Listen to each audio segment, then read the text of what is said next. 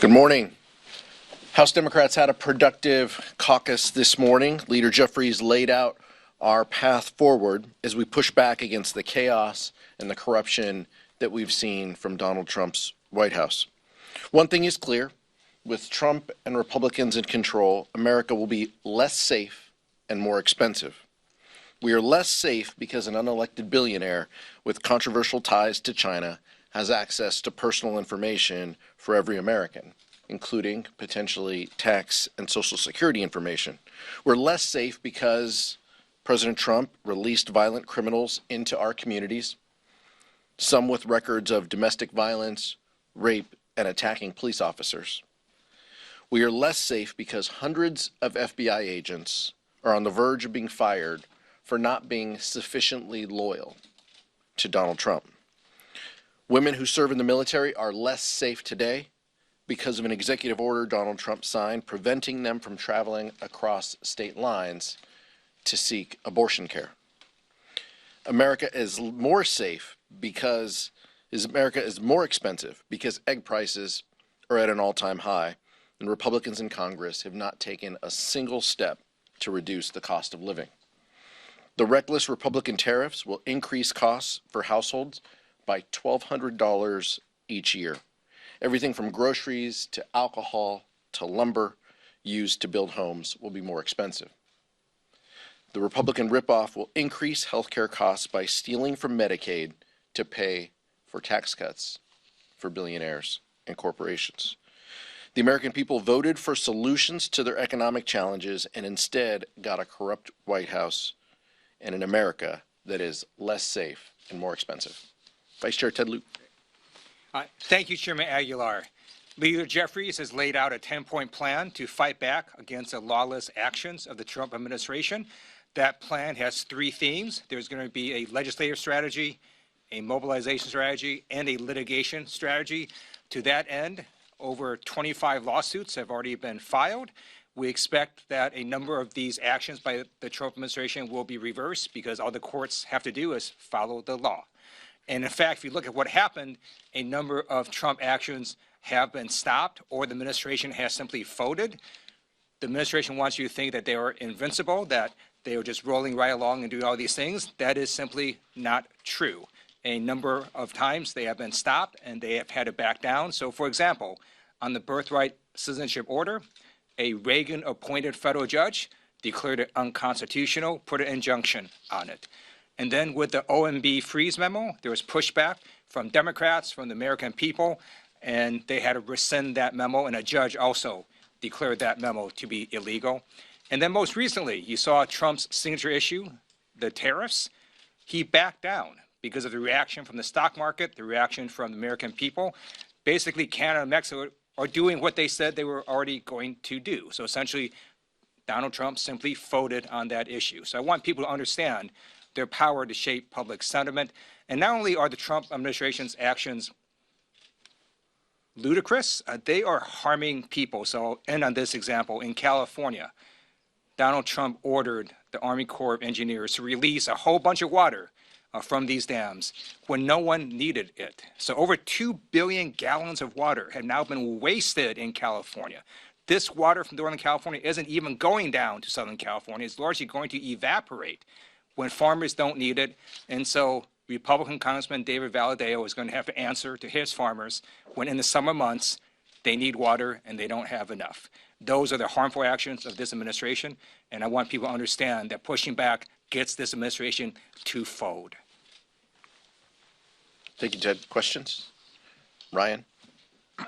Mr. Leader, the Republicans just accused Democrats of being willing to shut down the government if they don't get their way in terms of these negotiations and push back on Donald Trump.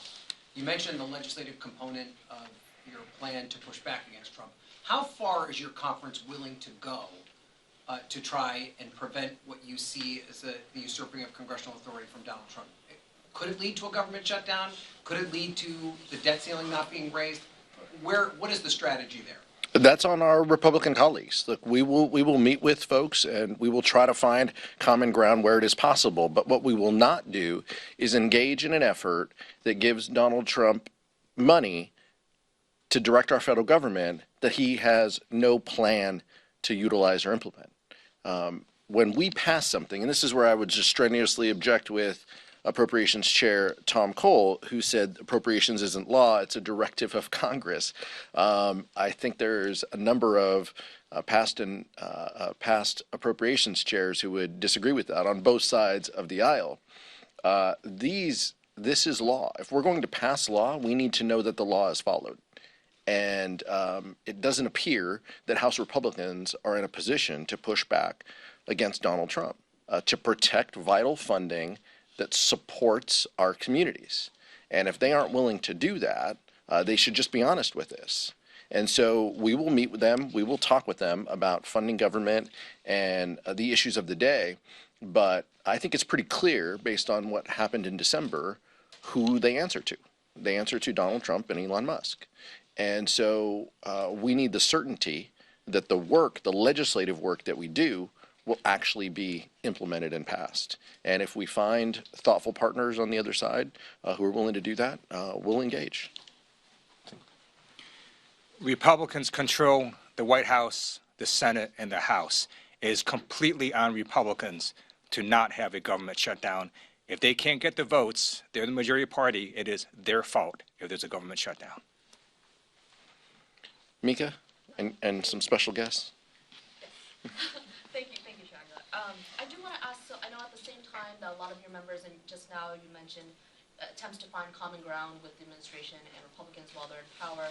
I just want to get your reaction to one of your members, Congressman Al Green, filing these impeachment articles already. Do you think that's an appropriate step to take, given that Trump's only been in office now for 2 weeks? It's not a focus of the caucus. Next, Cassie. Two questions for you, one California focused. With the governor on the Hill today, are you hoping that these conversations he's having with leadership, as well as his meeting with the White House, will help with leveraging, California's position in trying to get some of this wildfire aid? And then more broadly, do you feel Leader Thune and Speaker Johnson are abdicating their constitutional authority by allowing the president to step on Congress's authority? And how are Democrats planning to push back on that? I'll take the first part. Vice Chair Lieu and I were pleased and privileged to be able to join Leader Jeffries and Whip Clark, along with Brad Sherman and Judy Chu, to tour the fire devastation in Palisades and Altadena. Our hope, our focus is to make sure that we help our fellow citizens, our Americans across the country, when there are disasters, hurricanes, floods, tornadoes, earthquakes. All of that deserves an immediate response. We lift up the work that FEMA and the Army Corps are doing to help residents recover and rebuild. We need to keep the politics out of this, and I think that there are a number of Republicans who feel the same way. Thankfully, we'll work in a process that meets the needs of the American public who are going through disasters, no matter if they are in a blue state or a red state. So I appreciate the governor being here. It's important to talk about the needs that our residents have, that the residents of Southern California have from this recent tragedy, and so we'll continue to work to deliver. On the second part, look, I think it's very clear. I mean, the Constitution is pretty clear, both on spending as well as the role of Congress, and I do think that Speaker Johnson and Leader Thune are in a rush to deliver as much as they can for President Trump. That is who they answer to, not their constituents or their conferences, but that's who they answer to. And so we see that in everything that they do, from deadlines to bills to the issues of the day. As the Vice Chair mentioned, this is on them to deliver funding bills and to deliver for the president. If they can't do that, they have the votes to do that. We'll see if they can. Chad, then Michael. Thank you. Good morning. You talk about the pushback by Democrats and President Trump and some of the things the Republicans are trying to do. What is the appropriate approach? Is it to ask Senate Democrats to, block all nominees if possible, at least slow walk them? Is it to say, take over the streets of Washington, D.C.? And if that's the case, also, why then, saying this is not a focus of the caucus on the articles of impeachment from Mr. Green? I mean, it would seem that if you think that the administration is doing all of these, dastardly things, that that's something that the caucus would want to get around, or is that bad to revisit since this guy's already been impeached twice and that didn't go too hot for the Democrats previously? I think the vice chair mentioned it. Our focus, I can't speak to Senate Democrats. It's a different press conference that they don't invite me to. But I think what the vice chair outlined is very clear. Look, our focus is on, outreach, mobilizing our communities, being responsive to our communities, a litigation strategy the vice chair laid out. Each time these executive orders come before the judges, they've been beaten back or they've been pulled back. Donald Trump does not have success in the court system. I mean that both governmentally and personally. So it's very clear that the litigation strategy will be one tool that we can use. And then we have legislative strategies, and I'll let the leader outline those in the coming days. But we need to forcefully ensure that Americans' data is protected and that no third party can walk into the Treasury and start downloading information. And so we need to protect the public. That's what we're focused on. That's what House Democrats this week are focused on, and we'll continue to work through those. But just to be clear here, I mean, and coming back to my point about Mr. Green, if you think that Elon Musk has, control of the Treasury system and so on and so forth, why wouldn't you then be behind an idea of impeaching the Look, president? I get the question. I get the question. I mean, the vice chair and I are here to talk on behalf of the Democratic caucus. I mean, the answer is still the same. This isn't a focus of the Democratic caucus. We've laid out our strategy: legislative, litigation, outreach and communication, and that continues to be the focus. If there are more focuses or if there are new ideas that we feel have the support of the caucus, you'll hear us talk about them.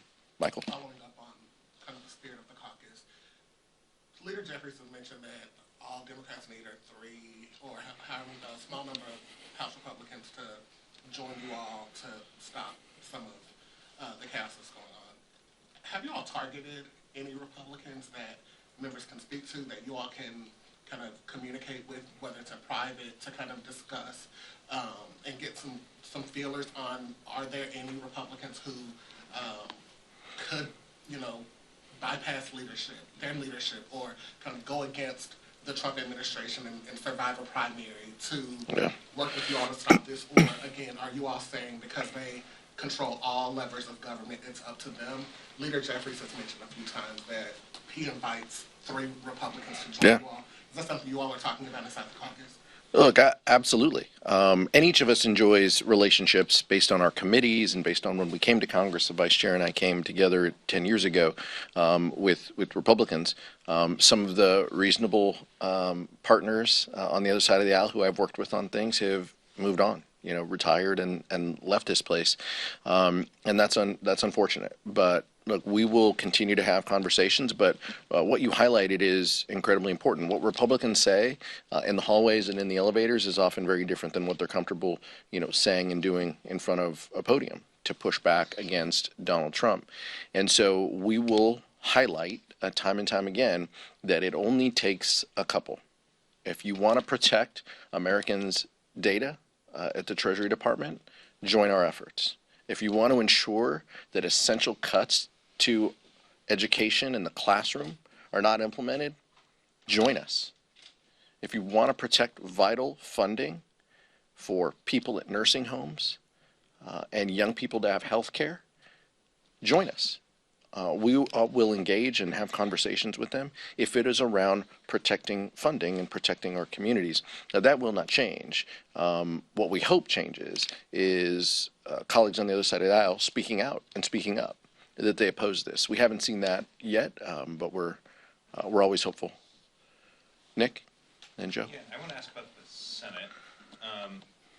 Senator Shaw is calling for a halt on all Trump nominees. I mean, do you want to see a more muscular response from the party to his agenda over there, where you still do have some leverage over Republicans? Look, same answer. I'll let the Senate speak to their processes and procedures and what tools they have. I can speak to ours that we have here in the House. This is a majority-run institution, and so this is a little different.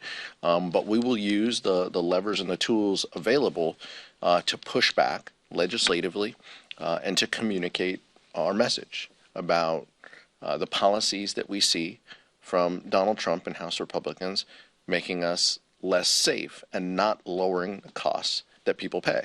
We'll continue to do that, and we'll use the levers that we have here in the House to do it. You'll have to ask the folks on the other side of the dome what their tactics and strategies are. Joe? A couple more nuisance questions. Did he speak to the caucus today? No. And is the caucus going to be doing anything to help him as he's going around to talk to legislators today? It's my understanding that he's talking to Judy Chu and Brad Sherman, the members who were affected by the tragedies. We all have a line in communication into the California team, and so we'll continue to uplift their needs as they arise. We met with FEMA last week. We talked about how much is in the disaster recovery fund, what that looks like. They didn't give us an idea on the timing for a supplemental and where it's needed, but they did stress the urgency and the importance of a disaster relief fund and how that is allocating payments to people who were affected. That all runs a risk on March 14th when government funding lapses, when Donald Trump turned off the federal funding, that also will have an effect on the FEMA recovery efforts. And so these are things that we're... That Californians will receive that disaster funding to rebuild their homes and communities. Look, I'm confident that they have enough money in the short term to meet their needs, that FEMA has enough money in the short term to meet their needs. I can't speak to what is beyond that in the recovery because Congress is going to have to act. It's my hope that we do so in a bipartisan way, just as we have in the past with disasters. So literally less than 2 months ago, Congress passed disaster aid to states such as Florida, South Carolina, Oklahoma. We have a very simple ask. Just treat California disaster victims the same as any other American. Do not treat California disaster victims any differently. And we expect that Congress will do that, and we look forward to having disaster aid pass as swiftly as possible. You mentioned mobilization as part of the strategy. What are you hearing from grassroots activists, from your districts? Do you think there's fresh energy among Democrats here? Look, I think that there's energy around the country, pushing back against some of these policies. We also need to channel that energy. We need to talk with our communities and folks in our communities about our efforts, our legislative efforts, and the litigation efforts that are underway. But we also need to encourage them. Look, I understand the anger. Help us get a couple more folks to support our efforts. Just like we said before, we're only 3 votes away. Let's work to deliver votes that can push back, that can protect vital funding, that can ensure Americans' personal information is secure at the Treasury Department, that can protect vital classroom funding from the Department of Education. That's what this is about. And so we're engaged in efforts to talk with members in our community about the importance of doing that.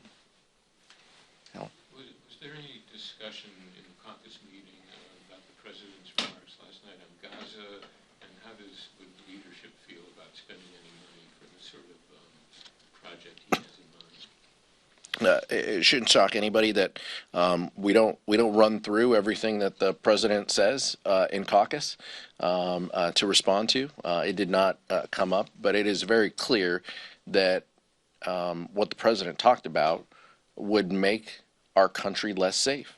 An invasion of U.S. troops into Gaza would not make Americans more safe. It would make Americans a target. But this is very clear. I mean, I'm going to just take a wild guess that the president's plans include hotels and resorts and casinos. That's just who he is.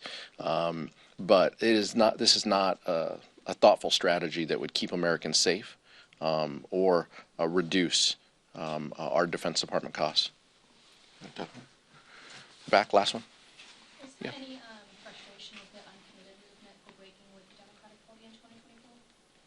No, look, we're focused on the future here. Our job is to build a big coalition that meets the needs of the American public, keeps people safe, lowers costs that everyday Americans face. That's what House Democrats are focused on. We welcome anyone and everyone to be part of our coalition in order to do that. But we will continue to talk about is House Republicans have no strategy. There's no bill on the floor that reduces the costs that Americans face. Nothing that they have outlined would lower grocery prices, make rents more affordable, housing more affordable. That's not what Republicans are doing. That's what the American public wants. And so we welcome everyone to be part of our coalition that talks about these issues that people care about. Sure. Let me just follow up to what Chairman Aguilar said. This weekend, I went to the grocery store with my wife, and there were no eggs on the shelves. So the American people want solutions that help them in their lives, make their prices lower, make sure they have the items that they need at grocery stores. None of this chaos coming from the Trump administration is helping families across America. That's one reason the administration backed down on a number of these orders, because the administration is not popular. A reminder that Donald Trump won less than half of the popular vote. Donald Trump starts out, according to a Gallup poll, at 47% approval, the lowest of any president since the 1950s. And that's one reason he voted on terrorists, he voted on a freeze memo, that his birthright issue was blocked by the courts, because he does not have a mandate, no matter how much he tries, because he's just not that popular. Thank you. Thank you.